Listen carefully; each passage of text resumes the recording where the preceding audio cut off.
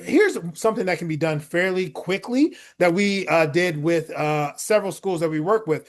Having a behavioral health team member, of course, usually someone from the implementation team, rotate around classes to actually do 10, 15, 20, sometimes 30-minute ticker exercises that allow staff, the teachers in the classroom to be able to sit down, take a break, but also allow them to observe and have model what it looks like to be able to put some of these practices in place that support their well-being. Again, this is something that is can support how staff are engaging. And so an example of this is with reflection sheets. So reflection sheets you see on the screen, this is a sample one that is also available in the book.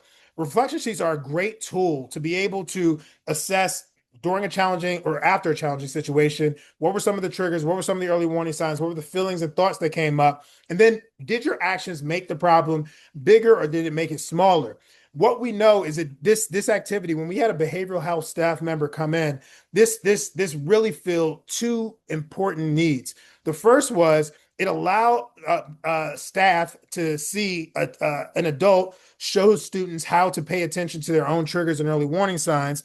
Not talking about trauma, you're not doing any of that, but you're really getting this skill of identifying that. And what happens is you're able to help them kind of have the language and the ability to address issues before they escalate into big challenges. But here's the other thing. It doesn't mean that they handled the situation poorly. They may have handled it great. And so it's a moment to celebrate what they did to handle it really well. And so these reflection sheets are shared with the classroom selectively around how people did it. And it allows the students to see adults deal with challenges too. And so the adult may share what they put on their reflection sheet.